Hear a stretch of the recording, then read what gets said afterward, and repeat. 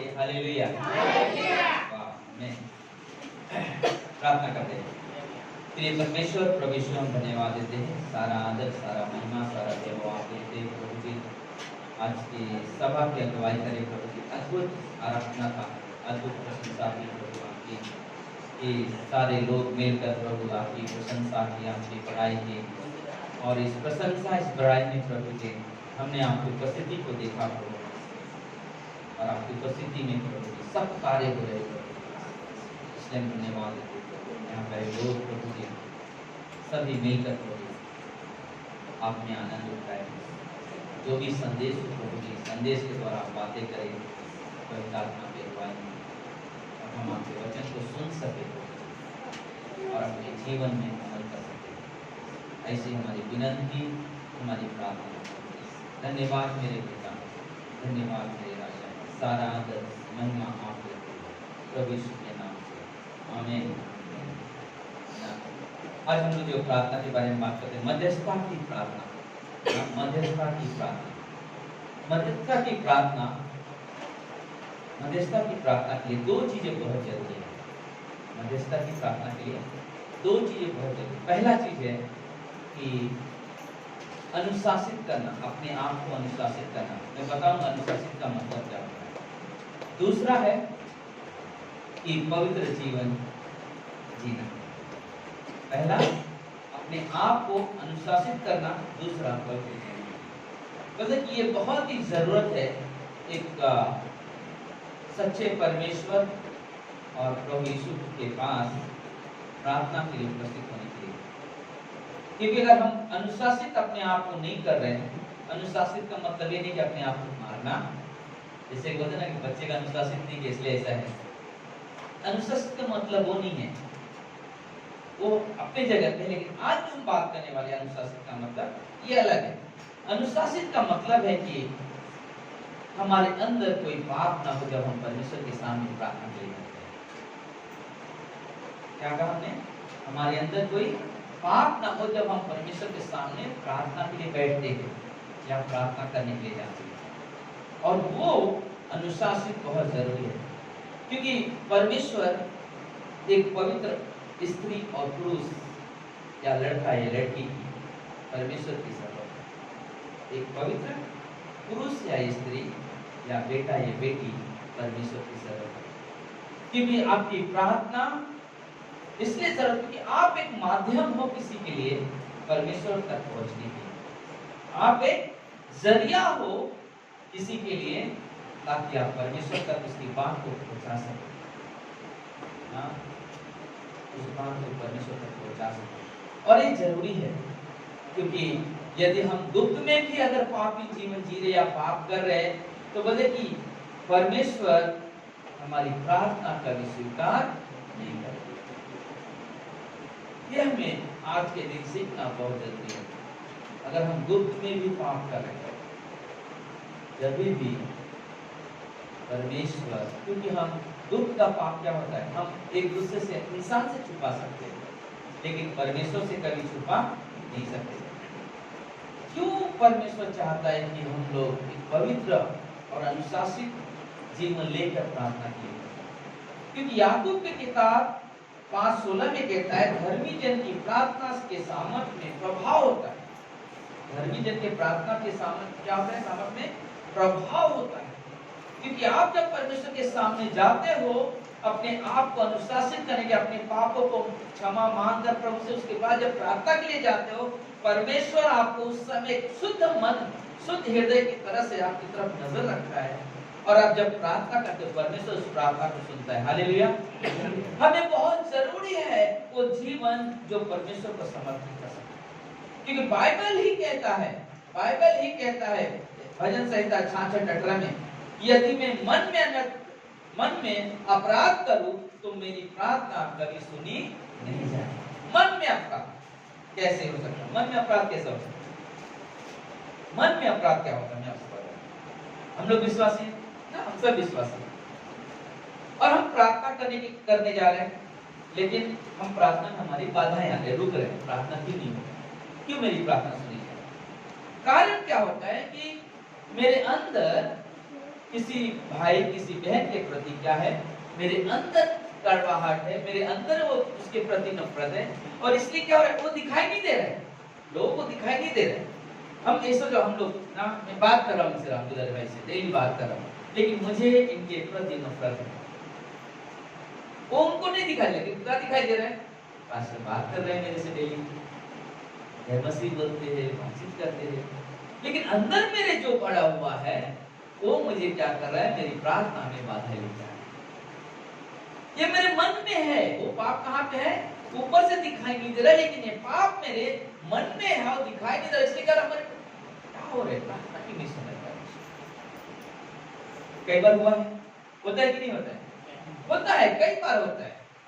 कई बार हम इतना प्रार्थना करें फिर भी हमारी प्रार्थना परमेश्वर सुन क्यों नहीं रहा, लेकिन हमें अनुशासित हमने अपने आप को नहीं कर रहे, हम अपने आप को जाते। दूसरा कुरिन्थियों 13:5 कहता है कि हर दिन अपने आप को परखो। दूसरा कुरिन्थियों 13:5 कहता है हर दिन अपने आप को परखो, विश्वास में हो कि नहीं।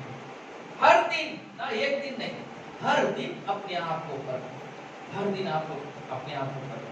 क्योंकि जब हम मध्यस्थता की प्रार्थना, मध्यस्थता एक पवित्र सेवा है, मध्यस्थता की प्रार्थना एक पवित्र सेवा है और परमेश्वर की नजदीकी संबंध के लिए है।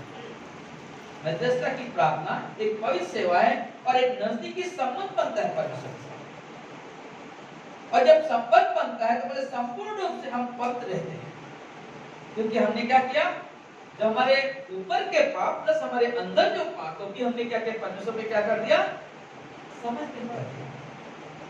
जब हमने परमेश्वर को समर्पित कर दिया तो उसने क्या किया, हमारे पाप को क्या कर दिया, क्षमा कर दिया। एक बार एक प्रचारक मार्टिन लूथर एक बहुत बड़ा प्रचारक था, तो उन्होंने कहा कि शैतान उनके पास आया और कहा कि तू इतना बड़ा काम करता है, प्रचार करता है, लेकिन मालूम है तेरे पाप कितने हैं, मैं सब जानता हूँ।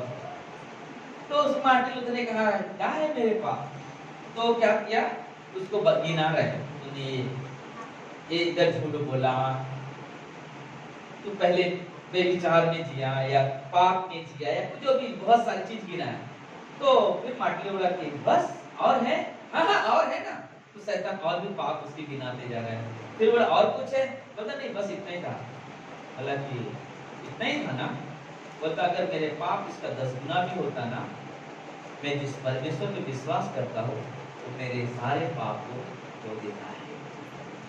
तेरे नजर में है कि मैं पाप, लेकिन मेरा परमेश्वर जानता है मैंने अपने पाप को परमेश्वर को समर्पित कर दिया, मेरा परमेश्वर मुझे क्षमा कर दिया है, इसलिए परमेश्वर हमारे द्वारा अद्भुत काम करता है। और इसलिए मार्टिन लूथर जहां भी जाता था, प्रचार करता था, लोग परमेश्वर के वचन को स्वीकार करते थे, परमेश्वर को स्वीकार करते। और जरूरी है कि हम परमेश्वर के सामने जब जाए तो वो देखिए पवित्र हृदय, पवित्र मन लेकर परमेश्वर के सामने जाए, अपने हाथों उठाकर प्रार्थना, विनती, आराधना करें। जो याकूब जिसने लिखा, जो हमने 5:16 पढ़ा, धर्मी जन की प्रार्थना से बहुत बड़ा प्रभाव होता है। मतलब वो व्यक्ति इतना बड़ा प्रार्थना करने वाला यीशु मसीह का भाई था, लेकिन जीते जी कोई विश्वास नहीं किया कि यीशु मसीह हमारा उद्धार करता है, लेकिन यीशु मसीह के मर जाने के बाद उसने उद्धार है। लेकिन वो व्यक्ति इतना अद्भुत प्रार्थना का दास था, इतना अद्भुत प्रार्थना का जीवन था, वो कभी भी खड़ा होकर प्रार्थना नहीं करता था। वो जब भी प्रार्थना करता था तो अपने घुटनों पे जाके प्रार्थना करता था, और प्रार्थना में 1-1 घंटा, 1.5 घंटा लाउलीन हो जाए तो मालूम नहीं होता तो क्या हो रहा है। और इसलिए उसके जो घुटना है, ऊँट का घुटना देखा आपने कैसा होता है, गांठ जैसा होता है, बोले कि वैसे ही याकूब के घुटने हो गए। क्यों? मध्यस्थता की प्रार्थना जब हम करते हैं तो बोलते कि आपको खुद नहीं मालूम था क्या करते, क्योंकि आपके अंदर जो पवित्र आत्मा है वो आपके साथ मिलकर हालेलुया। हमें उस उपस्थिति की, उस मध्यस्थी की प्रार्थना की जरूरत है। कोई यही न समझे कि हम सब बहुत अच्छा है, हम सिद्ध हो गए, हम लोग बहुत अच्छा हो गए, नहीं, कुछ ये बोला सिद्ध नहीं हो सकते, कैसे प्रार्थना कर सकते हैं। हमारे लिए सहायक है, हमारे लिए मददगार है, जो हमेशा हमारे लिए तैयार है, हमेशा तैयार है हमें शुद्ध करने के लिए, हमेशा तैयार है हमें पवित्र करने के लिए। हमें सिर्फ क्या करना है, उसके पास आना है, उसके पास आना है।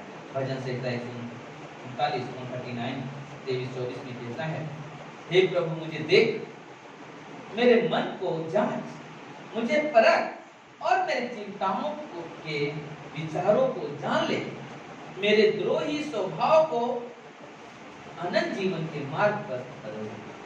परमेश्वर तू मुझे जांच, परख, देख मेरे अंदर क्या पाप।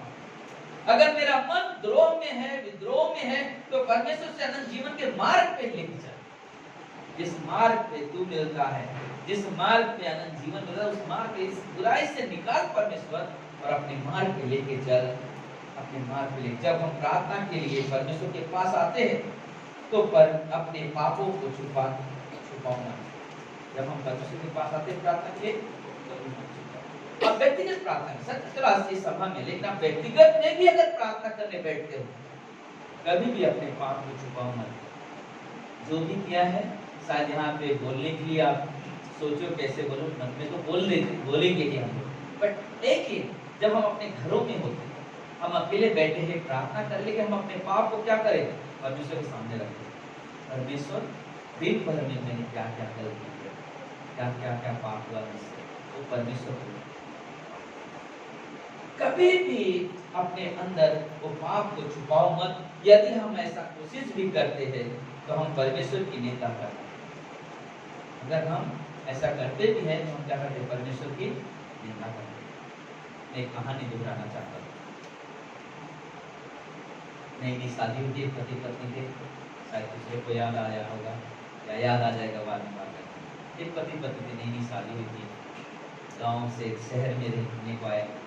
उसका एक बहुत अच्छा दोस्त था और दोस्त बहुत गरीब था, खेती करता था, किसानी करता था। तो उस दोस्त ने कुछ पैसा जमा किया कि मैं शहर जाऊंगा और जाके एक जोड़ी बैल लाऊंगा, क्योंकि बैल मुझे इनको मांग के खेती करना पड़ता है। तो मैं जाऊंगा, बैल खरीद के लेके आऊँगा और किसानी के लिए मुझे आसान हो जाएगा। तो बेचारा वहाँ से निकला और अपने परिवार के लोगों को, अपनी पत्नी को कहा कि मैं, मेरा दोस्त रहता है ना वहाँ पे, मैं जाऊँगा, शाम हो जाएगा, लेकिन मैं उसके घर में जाकर रुकूंगा, सुबह में बैल लेकर वहाँ पे करके मैं आ जाऊँगा। जब वो बंदा आया, उससे घर पे आया, अपने दोस्त के घर पे, और ऐसा समय था कि दिन डल गया था, सब लोग अपने काम में, कोई बाहर नहीं था, अचानक किसी को मालूम नहीं कोई आया घर के अंदर, और वो घर पे आया, उनसे मिला, बातचीत किया, लोग भी कुछ हुआ, तो उनको बताया कि मैं ज़रूरी काम से आया हूँ और मेरे पास 25,000 रुपया मैंने जमा किया है और इस पैसे से मैं बैल खरीदने के लिए आया, खरीद कर लेकर जाऊँगा ताकि मेरे किसान के अच्छा हो। तो उस पति पत्नी ने क्या किया, उस पति पत्नी ने उस पैसे के प्रति उनके अंदर एक लालच पैदा हो गया।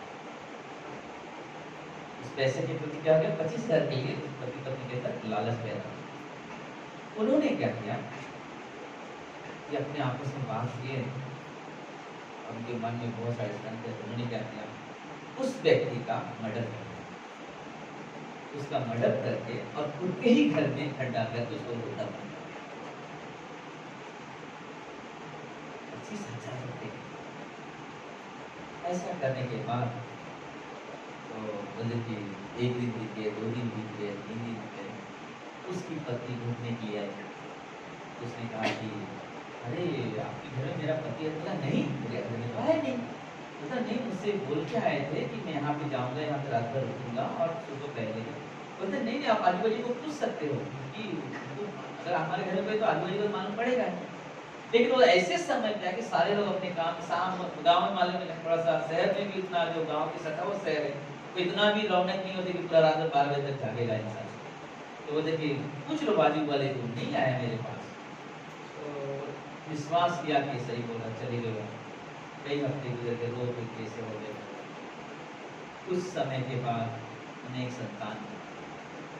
जब वो संतान हुआ, संतान ऐसा हुआ वो बोल नहीं सकता, सुन नहीं सकता। उन्हें लगता है हो सकता बच्चा ऐसा हुआ रहेगा, तो ऐसे गुजारा किया।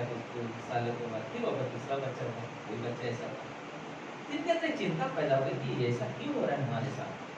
तो बोले कई जगह पे गए, कई बाबाओं के पास गए, कई जगह जाके इलाज के लिए गए। जादू वाले के पास, ब्लैक में सब कुछ सोता के पास सब किया हुआ, लेकिन कोई समस्या का हल नहीं दिखाया। उनके पड़ोस में विश्वासी परिवार रहता था। उन्हें कहा कि बहन मैं देख रही हूँ आप बहुत दिन से आप लोग बहुत परेशान हो, क्या बात है? बोलते कि मेरे दोनों बच्चे जन्म हुए जब से आप देख रहे हो वो बोल नहीं पाते, हम लोग कुछ इशारा नहीं करते, सुनते नहीं करते, यानी कि वो बहरे हैं और बोलने हैं। और मैं बोले क्या कारण ऐसा हो? तो उसने कहा कि एक चीज बता सकती हूँ मैं आपको, हमारे यहाँ में प्रार्थना में जहाँ जाती हो वहाँ पे हमेशा ना हर सप्ताह में महीने में एक बार चंगाई की प्रार्थना रहती है। और आप चलो, मैंने देखा है कि जब पास्टर प्रार्थना करते हैं तो लोग चंगाई पाते हैं। उसने कहा अगर ऐसी बात है तो हम मानना चाहते हैं। तो गई वो बच्चे को लेके पूरा पति पत्नी साथ में गए सामान्य, और वहां पे एक संदेश प्रचार हो रहा था, पहला यूहन्ना 1:9, यदि तुम अपने अपराधों को मान लो तो परमेश्वर विश्वास घर में तुम्हारे अपराध को क्या करने के लिए? क्षमा करने के लिए, और बिना क्षमा के तुम्हारी प्रार्थना सुनी नहीं जाएगी। अब इनके अंदर आया वो बातें, अब ये सब उनके जहन में काम करने लगा, निचलों में काम करने लगा कि अपने पापों को मान लो। जब प्रार्थना होने लगा उनको बेचैनी होने लगी, तो मुझे अच्छा नहीं लग रहा, थोड़ा देर रुकते हुए जहाँ भी प्रार्थना करें पीछे आया, मतलब बैठ गया, ऐसे बोलूं पास्टर ने कहा कि अगर और कोई है प्रार्थना नहीं है तो आ जाए, हम आपके लिए प्रार्थना करना चाहते हैं। वो वहां से रोते रोते पति पत्नी दोनों बच्चों को लेकर रोते रोते नजदीक आया और कहने लगा कि मैंने बहुत बड़ा गुनाह किया है, मैंने बहुत बड़ा गुनाह किया। मैंने क्या गुनाह किया? उसने सारे चीजें बता दिया कि मैंने एक दोस्त का मर्डर कर दिया, मैंने ऐसे किया, आज मैं स्वीकार करता कि मैंने पाप किया है, और पाप की वजह से आज मेरे बच्चे इस तरह से मैं क्षमा मांगता हूं। बोले कि प्रभु यीशु से क्षमा मांगो, मैं इंसान प्रभु यीशु आपको क्षमा। और से उसी वक्त जब उसने अपने पापों को मान लिया और जब प्रार्थना हुई तो प्रार्थना स्वीकार किया, तुरंत बच्चे लोग बोलने लगे और सुनने लगे। हालेलुया। बोले कि मान लेना, ये है अनुशासित जीवन, ये है प्रार्थना। बोले कि हमारे मन में जो ना, क्या किसी ने देखा था उसने मर्डर किया? नहीं, उनके अंदर था, लेकिन ये चीज उसके जहन में आया, ये चीज उसके मन में कि मेरे अंदर मैंने पाप की, इसीलिए परमेश्वर ने देखा। और वो चीज जब हम लोग मान लेते हैं तो परमेश्वर विश्वासधर्मी है, क्योंकि उसने हमारे पाप के लिए क्रूस पर क्या कर दिया? जान दिया, लहू बहाया। और जब हम प्रभु के सामने जाते हैं, अपने पापों को स्वीकार करते हैं, परमेश्वर क्षमा कर देता है, क्षमा कर देता है। हमें और आपको यही करना है, हमें और आपको परमेश्वर की संतान के लिए चुनौती है कि वह इस महान सेवा का बोझ लेकर चलने का, मतलब कि परमेश्वर आपके लिए एक सेवा देना चाहता है, परमेश्वर आपके जीवन को उपयोग करना चाहता है कि एक आपका जीवन एक ऐसा प्रार्थना का जीवन बने कि किसी के जीवन में काम में आ जाए, किसी के जीवन में काम में आ जाए। मैं शाम को तैयारी कर रहा था, अचानक करते करते अचानक फोन आ गया, नीचे आने वाला अचानक फोन आ गया कि वो सरोज की बेटी कविता, अचानक उसको फीवर इतना ज्यादा हो गया, पूरा हाथ पर टेढ़ा हो गया, ऐसा हो गया, घबरा गए। फोन किया, अच्छा जल्दी आया, मैं देख रहा हूँ 5:15 हो नहीं पाया है,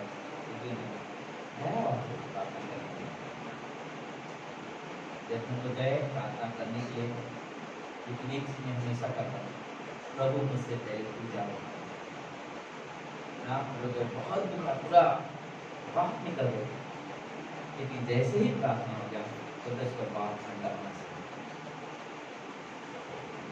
और इसलिए ना मैं एक चीज बोलता, मेरा परमेश्वर इतना वैल्यूफुल परमेश्वर है कि आज तक हमें घमंड नहीं, हम परमेश्वर पे घमंड करते कि जहाँ भी जाते हैं प्रार्थना के परमेश्वर आमीन को बदलता है। हालेलुया।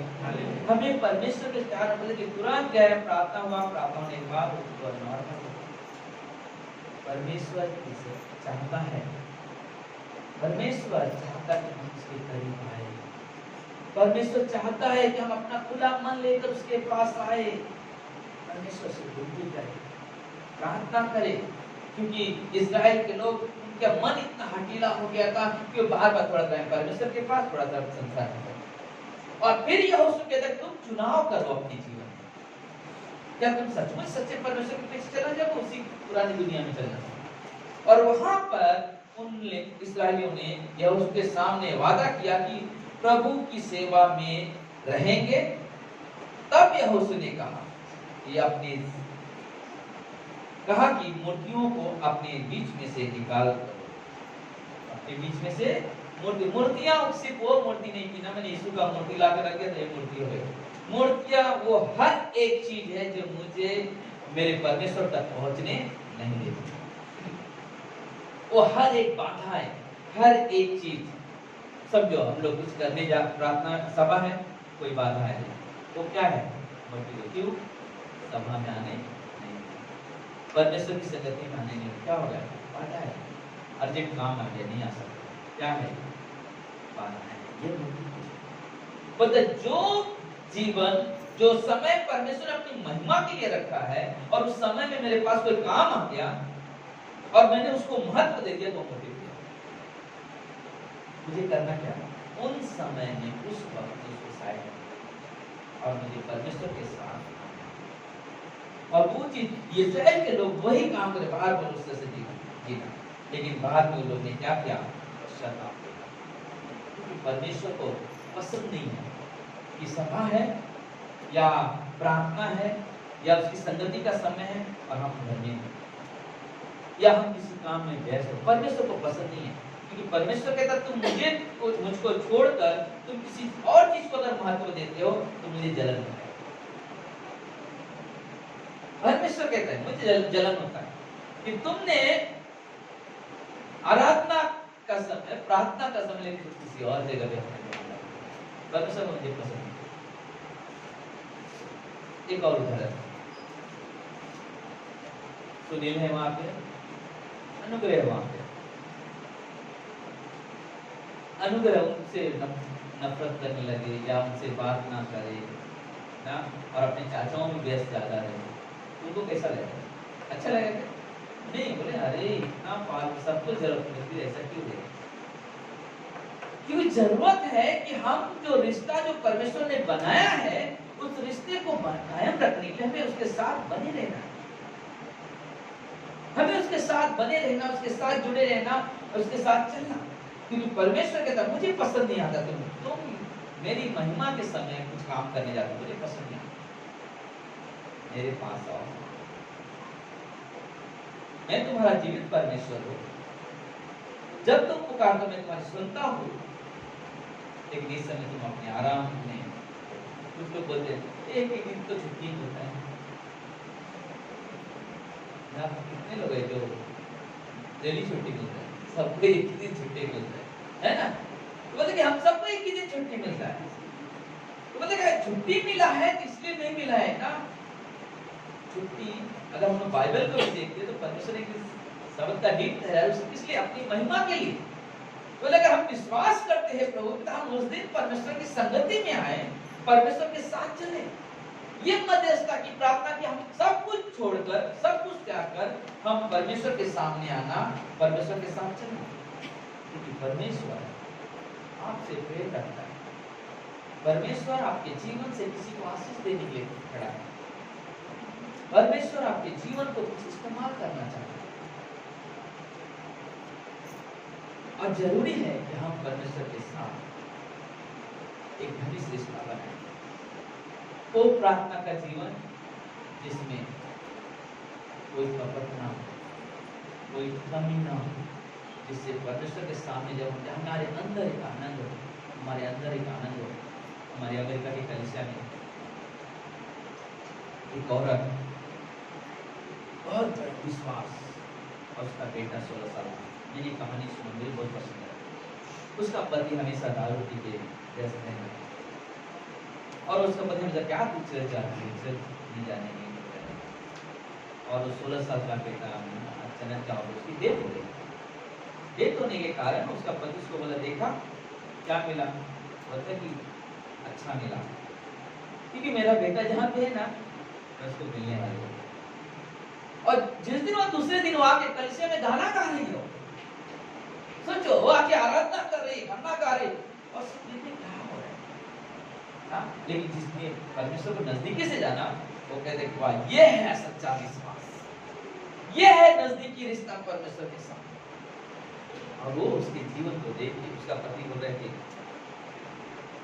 मत जा, अभी भी तेरे पास समय है, बच्चा चला गया क्या फायदा। नहीं, प्रभु में जीवन है, यीशु में जीवन है, मर के भी हम जीने वाले लोग हैं।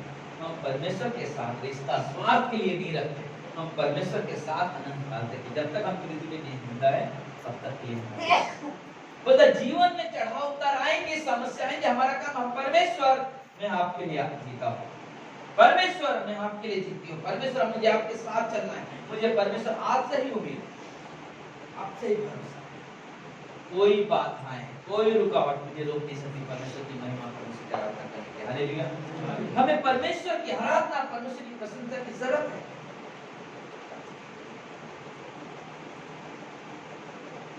क्या आप चाहते हो कि हम सब ऐसा जीवन जीना चाहिए, एक प्रार्थना का जीवन, वो जीवन जो सारे अपने अंदर के गुनाह तकलीफ पाप को निकाल करके परमेश्वर के सामने जाना जीना चाहते हैं हम लोग ऐसा प्रार्थना जीवन, वो प्रार्थना का जीवन। आवाज नहीं आ रहा है, नहीं चाहिए कोई बात नहीं। हाँ है ना, हम लोग चाहे परमेश्वर से हम प्रार्थना करें आज इस रात में, इस समय में, कि परमेश्वर जो भी बाधाएं मुझे तेरे पास पहुंचने में रोके, परमेश्वर उसे रोका। और जो बाधाएं मैं समझ जाता हूँ कि मेरी बाधाएं क्या है जिससे मैं नहीं पहुंच पा रहा हूँ, उस बाधाएं को मैं तेरे नाम से, उनके नाम से प्रार्थना करूँ ताकि ये बाधा ऑटोमेटिक क्या हो जाए, हट जाए, ताकि हम परमेश्वर के पास पहुंच सके, परमेश्वर से प्रार्थना कर सके और परमेश्वर के साथ एक नजदीकी रिश्ता बना सके। क्योंकि जरूरत में वही एक सहायक है, जरूरत में वही एक सहायक है जो हर हमेशा हर वक्त हमें मिलता है और हमारी मदद करता है। क्यों ना हम अपनी जगह पे खड़े हो परमेश्वर की प्रार्थना, अपने जीवन को जीवन बनाने के लिए, अपने जीवन को जीवन में ढालने के लिए, ताकि परमेश्वर से वो बुद्धि मिले, वो ज्ञान मिले, जिससे हम वो जीवन जी सके कि प्रभु अगर हम किसी के प्रति बुरा सोचें, किसी के प्रति अगर गलत विचार है, तो परमेश्वर इसी वक्त उसे निकाल दे। अगर आपके पास किसी के प्रति गलत विचार है, आपके प्रार्थना में बाधाएं बढ़ते, सब लोग ध्यान रखें, सब लोग कोई बात ना करे, अपनी आंखें बंद करके अपने सर झुकाएं और प्रभु से प्रार्थना करें परमेश्वर के सामने कि परमेश्वर हमारी प्रार्थना है। अगर आपको मालूम है आप किसके प्रति कुछ गलत विचार है, गलत सोच है, आप प्रभु से कह सकते हो प्रभु मैं इस व्यक्ति के बारे में बुरा सोच रहा हूं, मुझे क्षमा करें। आज से वो सोच को तोड़ते हैं एक नया जीवन के लिए, एक नए विचार के लिए, आपकी मर्यादा की प्रार्थना में आते हैं। प्रभु तू हमें पवित्र, प्रभु तू हमें क्षमा कर, हम वो जीवन में आए जो परमेश्वर चाहता है। अगर आपको नाम मालूम, उस नामों को ले, जोर से लेने की जरूरत, आप मन में उस व्यक्ति को याद कर कि मैंने उस व्यक्ति के बारे में बुरा सोच रखा, उस स्त्री के बारे में बुरे विचार रखा, उस बेटे के बारे में, बेटी के बारे में बुरे विचार रखा, उसे परमेश्वर का आपसे क्षमा मांगते, हम ऐसे काम बात नहीं करेंगे, भेदभाव नहीं रखेंगे, ऐसे हम उससे नफरत ना करेंगे। बेशक उसने हमें दुख दिया है, फिर भी प्रभु हम उससे प्रेम करेंगे, क्योंकि आपका काम है प्रेम करना। आपके प्रेम से परमेश्वर प्रेम करेंगे। हे मेरे परमेश्वर, हम तेरी महिमा करते हैं, तेरी बड़ाई करते हैं परमेश्वर, तेरे नाम को ऊंचा उठाते हैं परमेश्वर। परमेश्वर आपकी सहायता करें हमारे, हमारी मदद करे परमेश्वर ऐसे विचार उत्पन्न करने के लिए। पौलुस कहता है फिलिपियों के 2:5 में, जैसा मसीह का स्वभाव वैसा तुम्हारा स्वभाव हो। प्रभु यीशु, हम आपसे विनती करते हैं, प्रार्थना करते हैं परमेश्वर,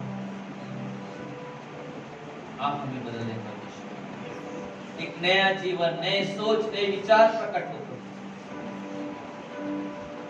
ऐसे हमारी प्रार्थना है प्रभु,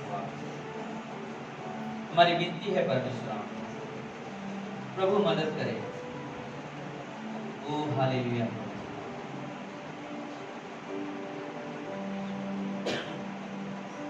धन्यवाद, आपकी महिमा करते हैं राजा, आपकी बड़ाई करते हैं परमेश्वर। धन्यवाद पिता, धन्यवाद राजा। ओ हालेलुया। पवित्र परमेश्वर, सेनाओं की यहोवा, तू महान है, तू पवित्र है परमेश्वर। हमें तेरी सहायता चाहिए।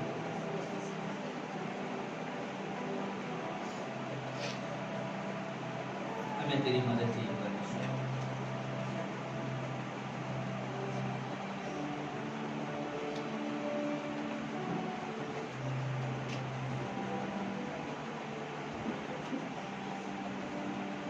प्रार्थना में जो कुछ मांगा पूरा करो अरमान।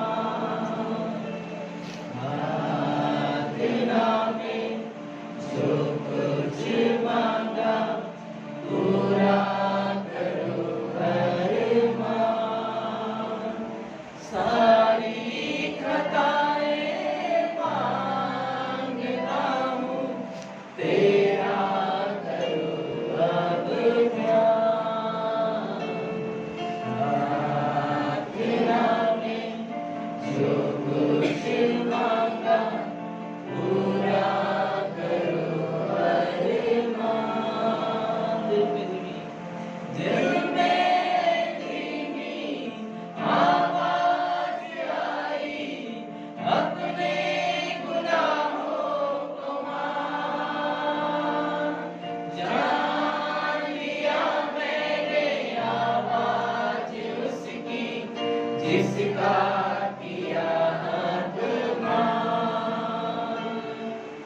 दिल में धीमी आवाज आई, अपने गुनाहों को मान। जान लिया मैंने आवाज उसकी, जिसका